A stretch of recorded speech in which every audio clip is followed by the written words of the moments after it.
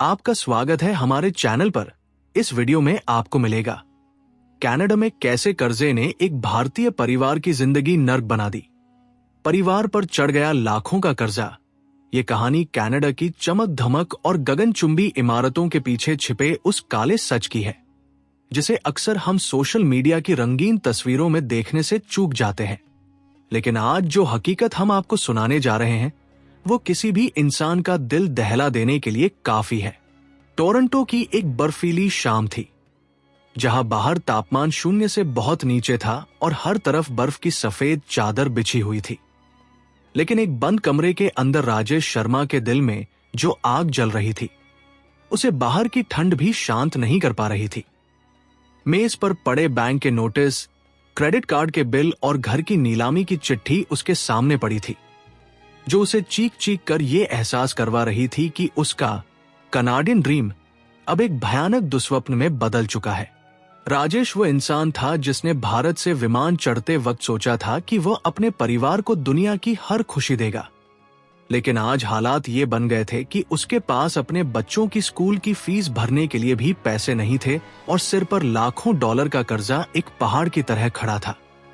उसकी आंखों से आंसू सूख चुके थे और दिमाग सुन्न हो चुका था क्योंकि उसे समझ नहीं आ रहा था कि आखिर वह यहां तक कैसे पहुंच गया जहां वापसी का कोई रास्ता नहीं बचा था। राजेश शर्मा और उसकी पत्नी सीमा की कहानी भारत के एक खुशहाल मध्यम वर्गीय परिवार से शुरू हुई थी जहां उनके पास अपना घर था, सुकून की नौकरी थी और एक संतुष्ट जीवन था। लेकिन रिश्तेदारों की देखादेखी और विदेश जाने की होड़ ने उनके दिमाग में कनाडा का नशा सवार कर दिया था। उनके शहर में जब भी कोई विदेश से आता तो उसकी शानो शौकत और ब्रांडेड कपड़े देखकर राजेश का मन भी ललचा जाता था। उसे लगता था कि शायद भारत में रहकर वह कभी भी इतनी तरक्की नहीं कर सकता जितनी विदेश जाकर की जा सकती है। बस इसी लालच में आकर और समाज में अपनी नाक ऊंची रखने के लिए उसने अपनी पुश्तैनी जमीन का एक हिस्सा बेच दिया और बाकी पैसे भारी ब्याज पर उठाकर एजेंटों को दे दिए ताकि वह और उसका परिवार कनाडा जा सके। हवाई जहाज में बैठते समय पूरा परिवार बहुत खुश था। रिश्तेदार बधाइयां दे रहे थे और राजेश का सीना गर्व से चौड़ा हो गया था कि वह अब कनाडा वाला बनने जा रहा है। लेकिन उसे इस बात का जरा भी अंदाजा नहीं था कि जिस धरती पर वो पैर रखने जा रहा है वहां डॉलर पेड़ों पर नहीं लगते, बल्कि हर डॉलर कमाने के लिए खून पसीना एक करना पड़ता है और कई बार वो मेहनत भी कर्जे के राक्षस के मुंह में जाने के लिए काफी नहीं होती।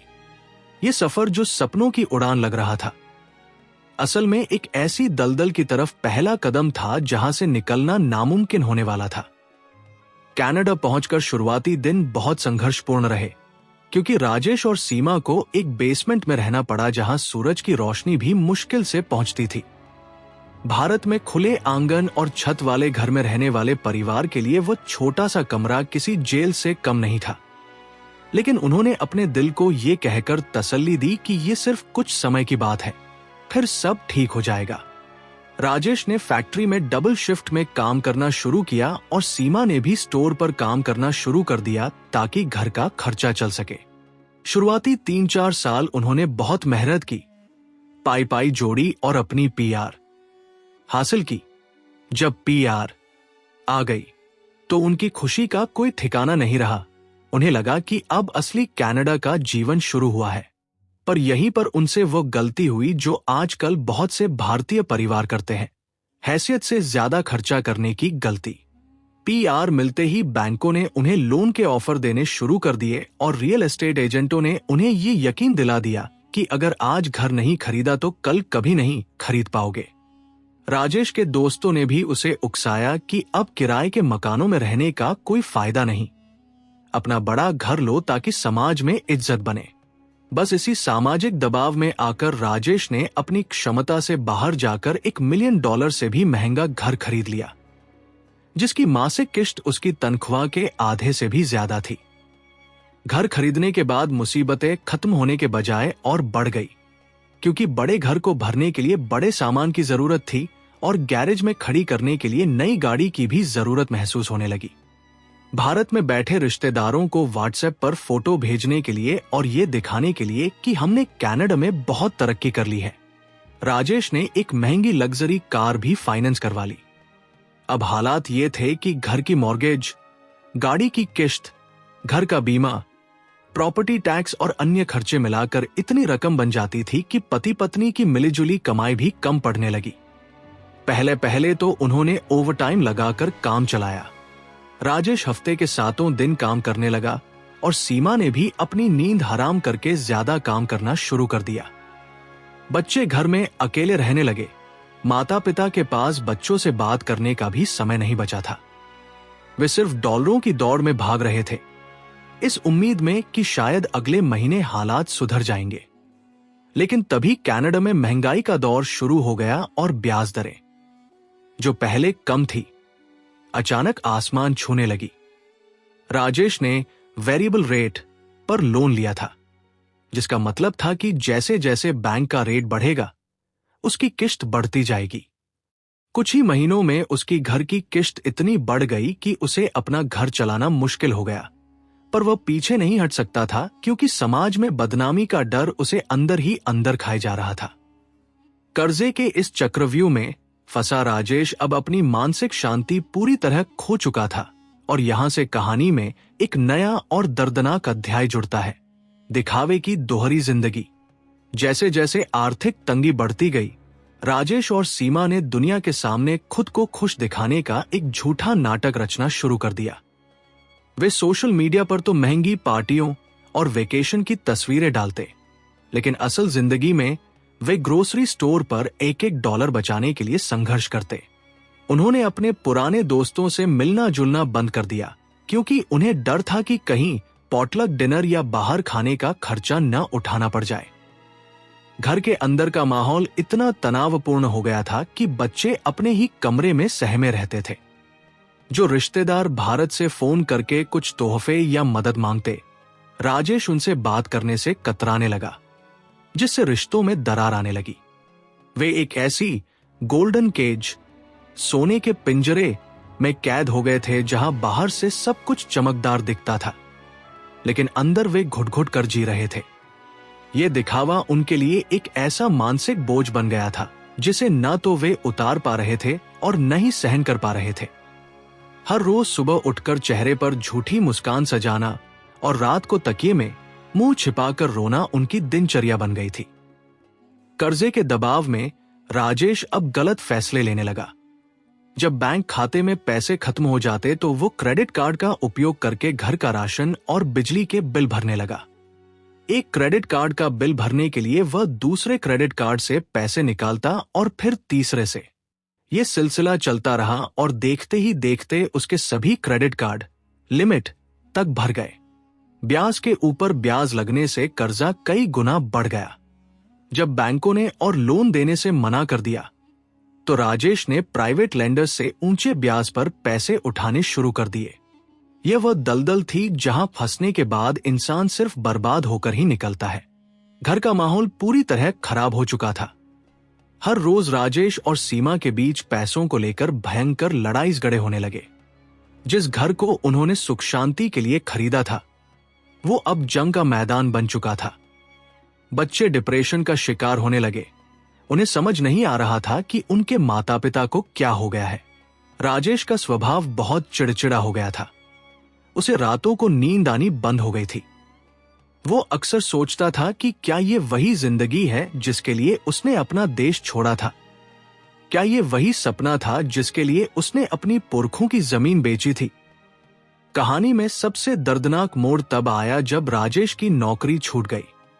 आर्थिक मंदी के कारण कंपनी ने कई कर्मचारियों को निकाल दिया और राजेश भी उनमें से एक था।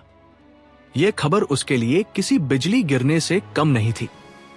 घर की किश्त, गाड़ी का खर्चा, क्रेडिट कार्ड के बिल और प्राइवेट लोन का ब्याज, सब कुछ सिर पर खड़ा था, लेकिन आमदनी का साधन खत्म हो चुका था। उसने नई नौकरी खोजने की बहुत कोशिश की, लेकिन मानसिक तनाव और घबराहट के कारण वो किसी भी इंटरव्यू में सफल नहीं हो पा रहा था। रिश्तेदार और दोस्त जिन्हें वह कभी पार्टियां देता था, आज उसका फोन उठाने से भी कतराने लगे थे। जब इंसान पर बुरा वक्त आता है तो परछाई भी साथ छोड़ जाती है, और राजेश के साथ भी यही हुआ। बैंक वालों ने घर खाली करने का नोटिस भेज दिया क्योंकि पिछले 4 महीनों से किश्त नहीं गई थी। ये नोटिस देखकर सीमा का रो रो कर बुरा हाल था। उसे लग रहा था कि वे सड़क पर आ जाएंगे। राजेश ने अपनी इज्जत बचाने के लिए भारत से अपने बुजुर्ग माता पिता को फोन किया और रोते हुए पैसों की भीख मांगी। माता पिता ने अपना बचा खुचा सोना बेचकर और एफ.डी. तुड़वाकर पैसे भेजे, लेकिन वह पैसे भी समुद्र में गिरी एक बूंद की तरह थे, जो कर्जे की आग को बुझाने के लिए नाकाफी थे। आखिरकार वो काला दिन आ ही गया जिसका डर था। राजेश का सुंदर घर, जिसे उसने बड़े अरमानों से सजाया था, बैंक द्वारा जब्त कर लिया गया। उसकी लग्जरी गाड़ी रिकवरी एजेंट उठाकर ले गए। कनाडा के सिस्टम में जब आप डिफॉल्टर हो जाते हैं तो आपका क्रेडिट स्कोर इतना खराब हो जाता है कि आपको ढंग का मकान किराए पर मिलना भी मुश्किल हो जाता है। राजेश, सीमा और उनके बच्चों को शहर के एक बहुत ही खराब इलाके में एक छोटे टूटे फूटे बेसमेंट में शिफ्ट होना पड़ा, जो उनके पहले घर से भी बदतर था। अब उनके सिर पर सिर्फ छत थी, लेकिन सिर पर लाखों डॉलर का कर्जा अभी भी बाकी था, जो उन्हें सारी उम्र चुकाना पड़ना था। राजेश की सेहत बिगड़ गई। उसे हाई ब्लड प्रेशर और गंभीर अवसाद ने घेर लिया। वो इंसान जो कभी हंसता खेलता था, अब एक जिंदा लाश बनकर रह गया था। उसकी पत्नी सीमा, जो कभी शौकीन हुआ करती थी, अब दिन रात मजदूरी करके बच्चों का पेट पाल रही थी। ये सिर्फ पैसे का नुकसान नहीं था, ये एक हंसते खेलते भारतीय परिवार की खुशियों, सपनों और सुकून का कत्ल था। वे अक्सर सोचते कि काश हम दिखावे की जिंदगी न जीते, काश हमने चादर देखकर पैर पसारे होते। दोस्तों, राजेश की जिंदगी से हमें ये सीखने को मिलता है कि दिखावा कर्जे का दूसरा नाम है। कभी भी दूसरों को खुश करने के लिए या समाज में अपनी झूठी शान बनाने के लिए अपनी हैसियत से ज्यादा खर्चा न करें। विदेश में आकर धैर्य और संतोष के साथ चलना बहुत जरूरी है। महंगे घर और गाड़ियां आपकी कामयाबी का सबूत नहीं, बल्कि आपके सिर पर लदे भारी कर्जे का सबूत भी हो सकते हैं।